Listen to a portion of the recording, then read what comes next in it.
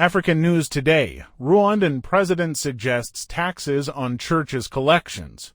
Rwandan President Paul Kagame has indicated he may impose a tax on church collections in an effort to curb the exploitative practices of some evangelical leaders. In his first speech following his recent inauguration, Kagame condemned religious figures who misuse their positions to manipulate and extort money from congregants.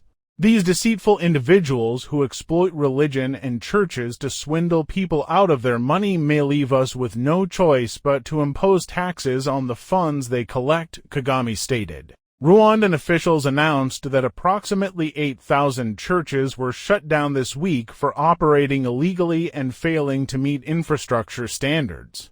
After overseeing the swearing-in of reappointed Prime Minister Edouard Ngirente and new members of parliament, Kagame vowed to continue cracking down on corrupt preachers and their institutions. The poor are targeted. If truth is to be told, these mushrooming churches are just there to squeeze even the last penny from poor Rwandans, as those who own them enrich themselves, said Mr. Kagame. Rwanda has seen a surge in the number of Pentecostal churches, many of which follow prosperity gospel teachings, drawing in large numbers of impoverished individuals. We've witnessed instances where these cult leaders have manipulated and brainwashed people, even leading them to death by starvation and other harmful practices.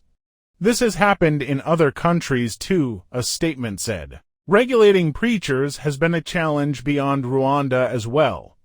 Just last week, Uganda announced plans to release a white paper on worship regulation following reports of clerical extortion. In Kenya, the courts are currently handling the case of Paul Mackenzie and his followers, who are accused of encouraging deadly fasting among their congregation. The Rwanda Governance Board (RGB), which oversees religious organizations, reported that out of over 13,000 churches inspected last month, about 59.3% have been shut down for failing to meet regulatory standards. The closure of these places of worship came after routine inspections as per our mandate. We had given these churches ample time to improve, but they didn't, so we had to shut them down, said Yusta Katesi, the CEO of RGB. It's been the African News on AfroNewsWire.com.